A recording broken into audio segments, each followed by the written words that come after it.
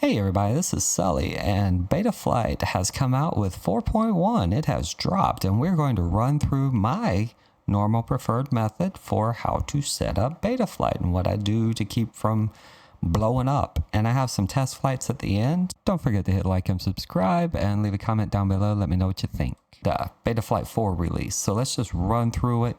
Pretty simple stuff. If you have the wrong version of Betaflight installed, you will know it because they will tell you. So I use the Jenkins builds and I use Chrome OS because it's faster. But when you open it today, it's going to tell you 10.6 is available. It says go to release website and it will pop you up where you can download the correct version for you, which most people are probably Windows 32/64, but it won't tell you. So I'm actually using one of the Chrome OS versions because I like those better. But anyway, we're going to run through Betaflight 4.1 since it came out. Hey everybody, Betaflight 4.1 released today. Hallelujah. And it's not that much different from the RC6, but it does have some changes. So we're actually going to just run through what I do whenever I update any quad I have. I always have a very particular method because I do it so freaking often that it becomes second nature. And there's a reason behind this, in that I have flashed versions of Betaflight and versions of everything actually. And I've found that sometimes mistakes happen and I have to revert. So I have a very particular process and hope you follow along here because it will save you some trouble in the end. First off, I'm using a Larva X100. This has the Crazy Bee F4S, and I know that because I can plug it in. It will light up and it will tell me Crazy Bee F4S. Now, one of the first things I do whenever I'm updating, I always make a backup. So you plug in, backup, and I have Betaflight config backups. I will call this Larva X100, and it has a date stamp, so that is very useful. And that is useful just in case stuff goes wrong. The other thing I do, go to CLI, do a, is it diff all? No, do get all. Nope, do a diff all. And it will tell you all your settings, so yay. Now this is only useful if you're going from the same version to the same version. And you'll see I have Betaflight 4.1 on here, but this is actually one of the RC candidates. So once I do that, save file, once again, we're saving a backup file, Larva X100. And like I say, I do this in case stuff goes wrong, because things go wrong all the freaking time. So don't trust everything you get off the internet. I thought your mom told you that. Maybe they did, maybe they didn't, but sometimes the internet can lead you astray, including this guy, so be careful. But anyway, that's the first thing I do. The second thing I do, since I'm always recording, I always run through my settings just so I have a backup in case stuff goes really bad. Now this is cool, this is new.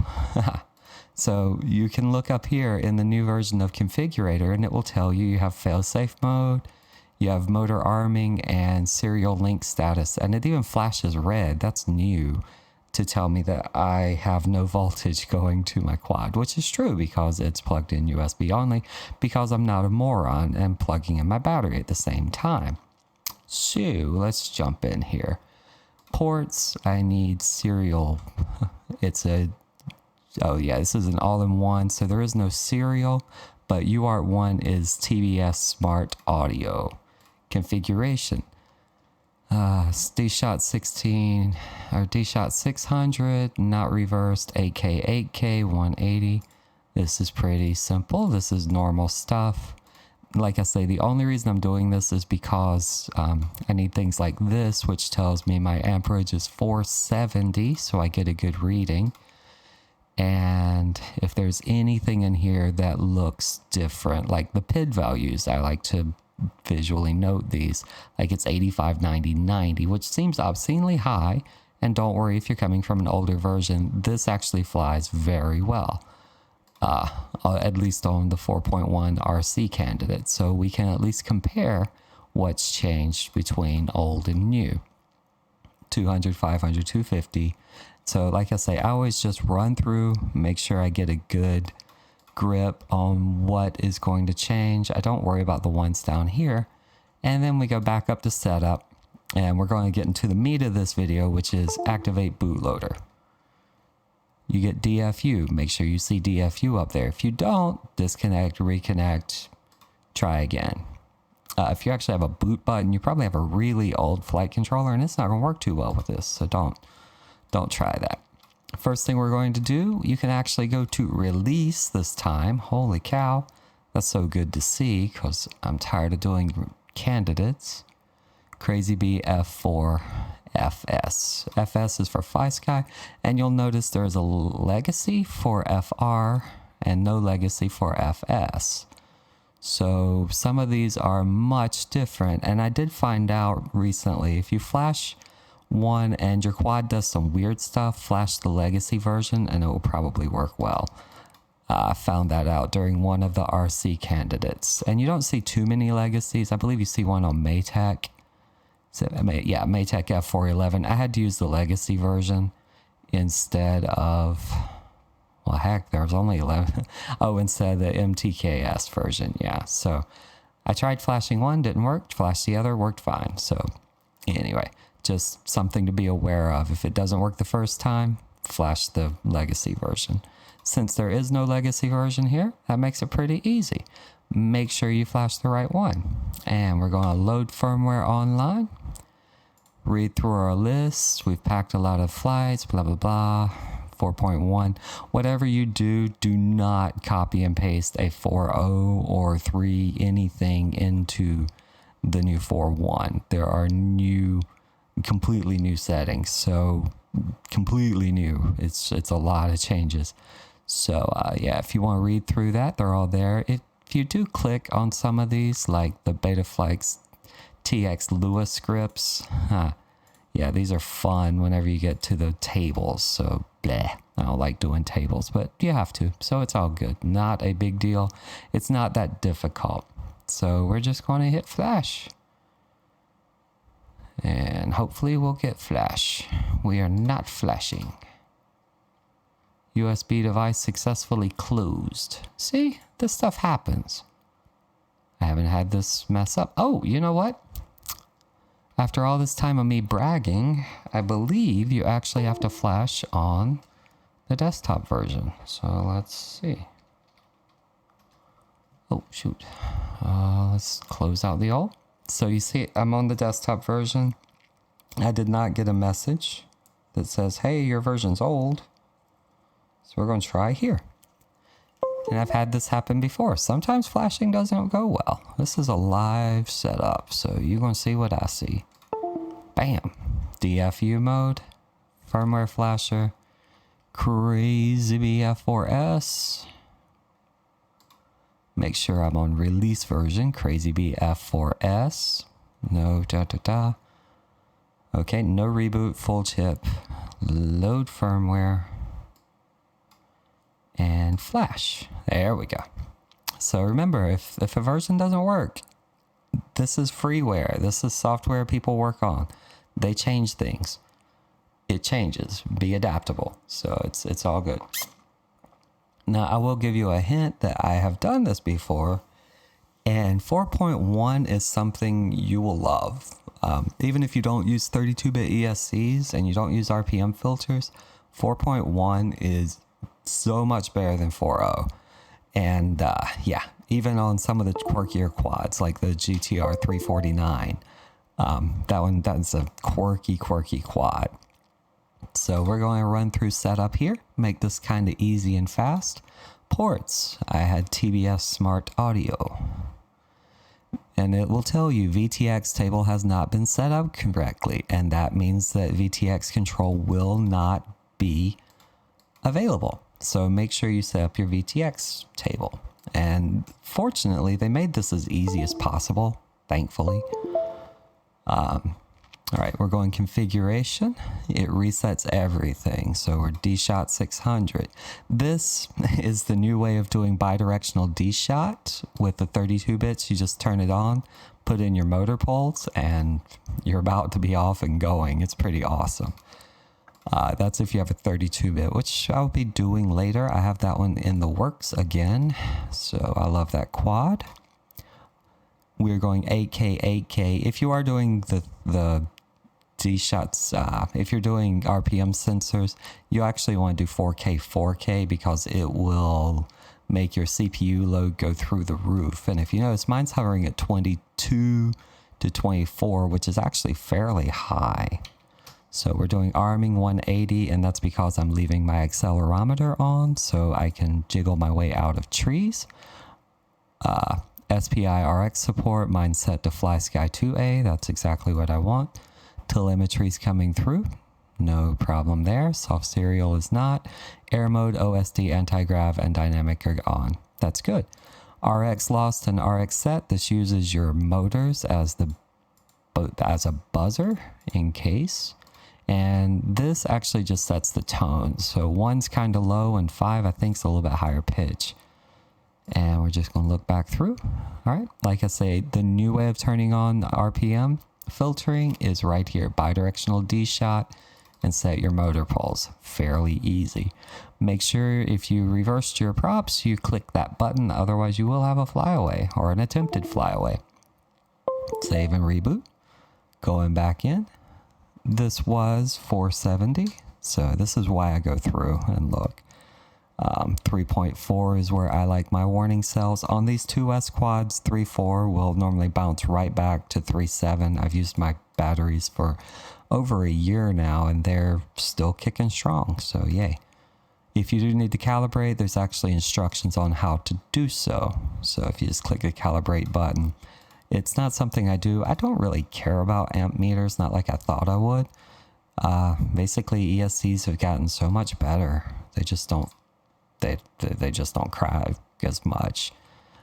So I don't worry about what my amp pull is that much. Failsafe, you want stage 1 is fine, and that means 0.4 seconds before you drop out of the sky once you lose RX, and that's a good setting. Now here's the fun part.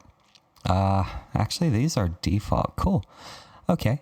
So these are the PIDs that are default. If you'll notice, your eye gains are much higher than normal. That's part of how they're doing things now. And you have a master multiplier. This makes everything so much easier. I thought since this was a small quad, I would drop it down to low, which puts my D gains where they used to be, and it puts my P gains where they used to be. But don't do that. Do not do that, because I flew it this way and it was nothing but a prop wash machine. I mean, it was horrible. So start off at default. If you want to tighten it up a bit, go tighter. Don't go crazy. It will tell you that it will cause flyaways, motor damage, unsafe craft. Just trust me. Don't go crazy with it. That is crazily high. I don't even know why you would do that, but anyway, you can. The good part about it is default on some of these smaller quads, very tight. I loved how this flew. I'm going to be honest. Now you can change your P and D balance. So if you want more P gains with D staying the same, turn that one up. Or down if you have a looser feel. I wouldn't do it that loose. Actually, I would, like I say, I wouldn't go that much down. Now you can change both and it changes the ratio. So if you notice how the ratio stays the same, but the numbers change, it does the math for you in the background. This is very useful if you really just want to tighten up, loosen, and your eye gains are where they should be. It will do a great job of that, actually. And stick response gain, that one's a new one that's fun. Says lower values will worsen the stick response and result in slow bounce back at the end of a flip or roll. And higher will have better stick response for sharp moves, but too high can cause overshoots and bounce backs. So if you like that really smooth stuff, turn it low. Just expect to smack into a few trees, because you won't be able to turn very fast. Feed forward transition, that's still the same. It just gives you a little bit extra stick feel when you're doing it.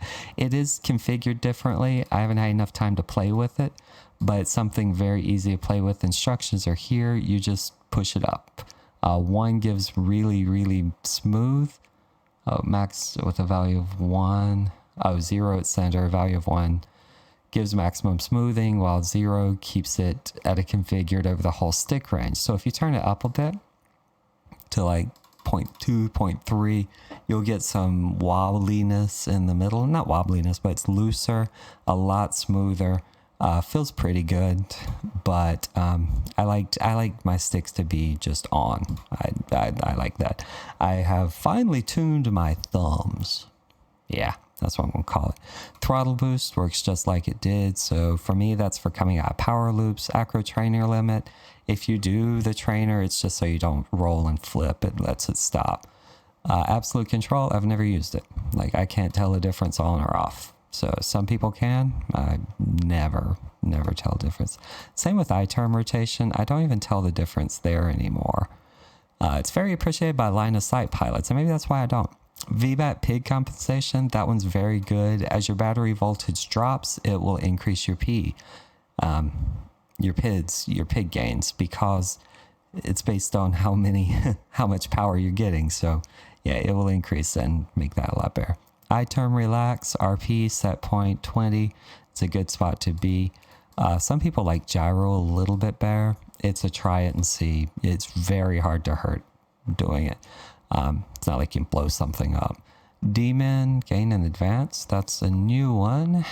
It has a lower level of D in normal and a high level in quicker flights. Yeah, so with this one, your low D is going to be 27. So D is going to fluctuate between 27 and 35, and your advance is between 20. Yeah, so you're 20, so it'll jump up really fast.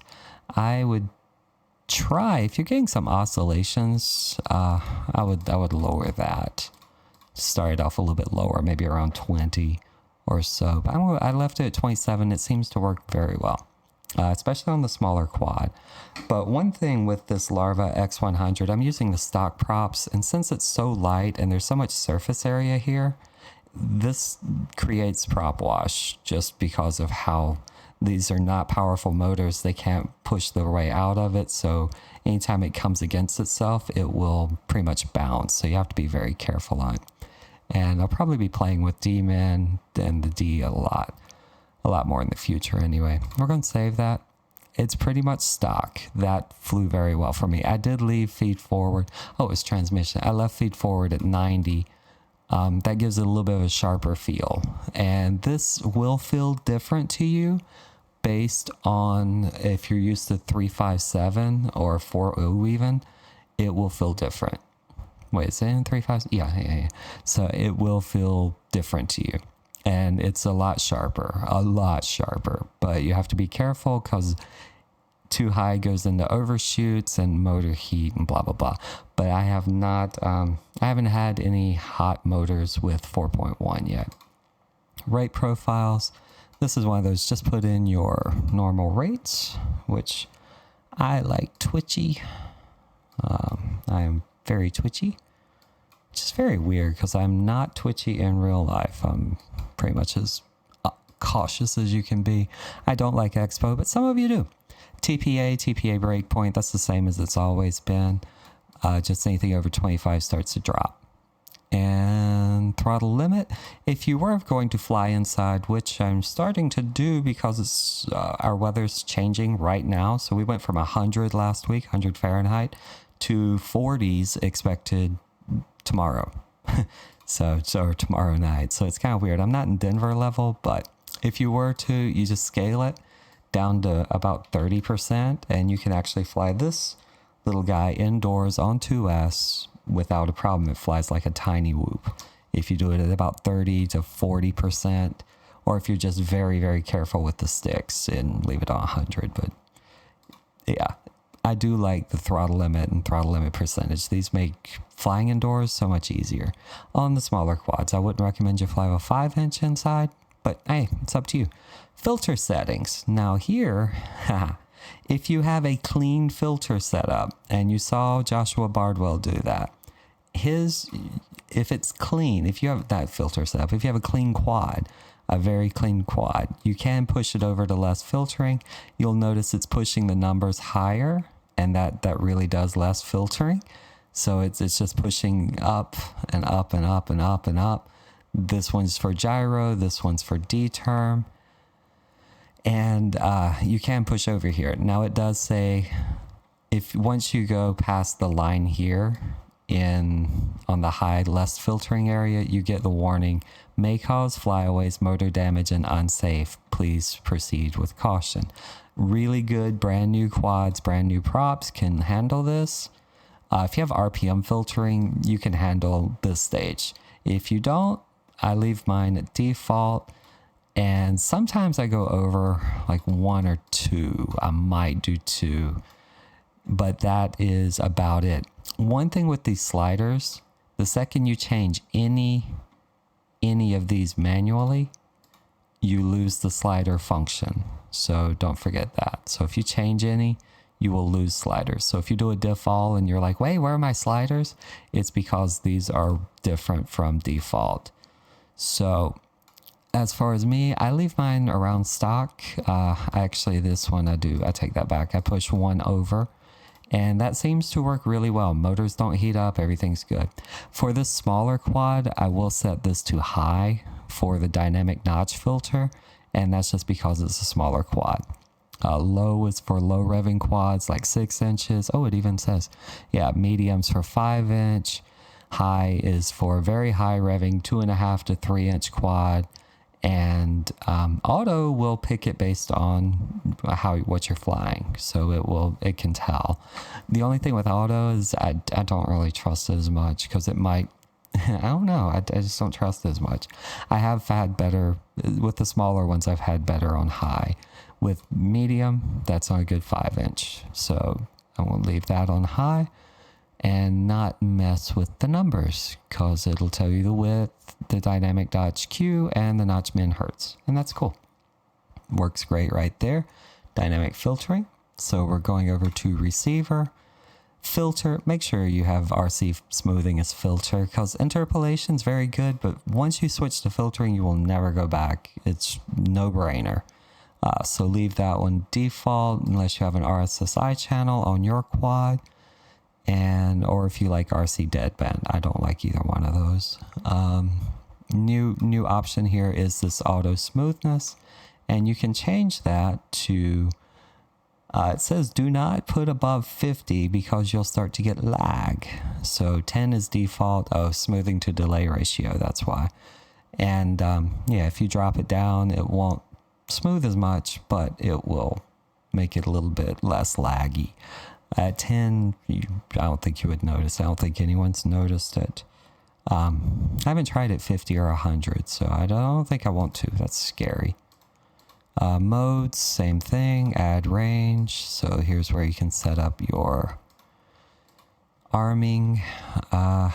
It's funny. I did not set angle and horizon for a long time until I lost video, and realize that if you have a switch set to angle or horizon and you lose your video feed, flip the switch, the quad will level out, and then you can gently lower yourself down until you get your feed back, or pull yourself back, or at least lower it so you can take your goggles off and look to see where your quad is. Because, yeah, sometimes I lost track and almost crashed into a house, so that was fun. Word of advice, don't fly in your neighborhood if you're not willing to be friends with all your neighbors. So telemetry, black box, FPV angle mix. This one has become fun to me again, so I've been doing it a little bit more. All it does is set, once you set your camera angle, it will add a mix of roll and yaw, so you don't have to do coordinated turns.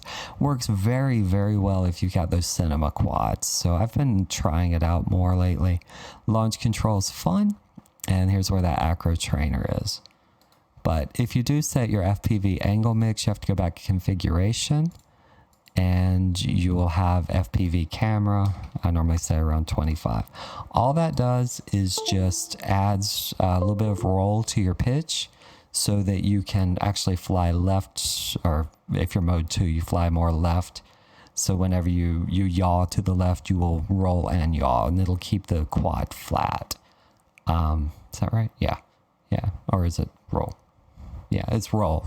So whenever you roll, your whole quad will turn, and you don't have to coordinate. Easiest way to explain it, once you set your camera angle, you just roll left or right, and it will add the coordinating yaw. So that part's cool. Easy to do. OSD, still the same setup, looks like, except it has been alphabetized now, thankfully. So that is really cool. Battery average voltage, because I don't like doing math while I'm flying. Current draw if you have one. Milliamp hour draw if you have a current sensor, and it will tell you how your batteries are doing, voltage, status, compass, yada, yada, yada. Don't use any of these. This is literally set it exactly what you want. You can do more or less. The good thing I like since 4.0 came about is that you have different profiles. So for me, I make one profile my info heavy profile, and I make one or two my lighter ones. So once I switch profiles, I pretty simple. I just kind of switch profiles. It's good. It goes from that to totally clean, like the old days, where you don't even get warnings in the old days. But anyway, you can at least get a warning. So you do get 3 profiles. Timers are on. Active, auto, unit. Let's roll down here. What we got?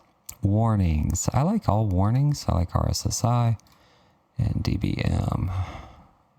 Link is, that's a little bit different. And for here, I don't know why they put, oh no, they added, okay. So if you are using that 32-bit ESC, here's where your ESC RPM and your ESC temperatures come in. FFT will help you with tuning because it'll tell you your maximum frequency, distance, your flight counts, your time, total, your G-force maximum. I like to see that just because that's bragging rights. Home distance. A lot of these require GPS, which I don't have. Link quality, that's for you fun people who like doing long distance. RSSI, and yeah, that's it. Speed, I don't have a GPS, so I don't know why it has speed. Now, once you save, here's the fun part. VTX table. It says go to this page that's highlighted. You can easily, let's see, I have TBS Smart Audio, can only be used with first gen, used on most VTXs. So for me, I do use Smart Audio 2.0 USA. You're going to right click, you're going to go save link as, and yeah, there we are. So VTX table, just save it. Do I want to replace? Certainly. Save. There we go. That was interesting. Okay. So save it, and then you're going to come over here and go load from file in here. So save it. It's going to pop up here. Just select it, open, and it'll give you a table. That's great. Yeah. So they made it easy. So anyway, you do have to save that file out. They gave you a lot of defaults. These work out pretty well, and they have instructions on it. It's not that difficult, but it's just another thing you have to do if you want to use smart audio. Personally, I don't use it that much, but I don't fly with other people that much. So now we're jumping to the most important thing here, and that is you want to check, go into CLI, you want to check runaway. And it's runaway takeoff prevention. And the only reason I checked this one is one time I flashed firmware. This was set to off. It's been in Betaflight since like 3.4, but it was set to off. One of my props was on backwards and it flew straight up to the moon. So ever since then, get runaway takeoff prevention, set it to on. You're going to save it and you are done. Done. And yeah, so that's going to be it. I have test flight coming up right now, actually, because I did this before. And yeah, we'll talk through the flight. And that will do it. If you have any questions, don't forget, just leave a comment down below. I do live streams on these, so yeah, if you got questions, jump in, ask a question, I'll set up whatever. And like, thumbs up, all that good stuff. So I'm going to preface this with the fact that the Larva X100 has those wide props that I mentioned before, and it's basically a prop wash machine. Actually, it's why I use it to test all of the firmwares lately, because it's easy to induce prop wash in this thing. It's very lightweight with those wide propellers, so any type of tuning deficiencies pop up immediately. So I basically like flashing new stuff to it just to see how it handles out of the gate without any tuning. So basically, if this one flies well, then anything you flash will pretty much fly pretty well, I have to say. Now, one thing I did like with this on Betaflight 4 was that it was snappy and responsive, gave really, really good control, and felt like I wanted it to, which is very important to me since about 90% of all I worry about is how it feels. And this is like just fitting into a comfortable glove. There was no bounce back, no snappy, or what you call it, the reverb bouncing or anything like that. And it handled high throttle without oscillations. It handled mid throttle without oscillations, and it had very little prop wash for this quad. Now, after a little bit of time, you could easily tune it better. You can easily tell where it comes in play, but you can also fly around it. In that, yeah, just don't land in your own prop wash. It's like half of my flying style is designed to make things bobble.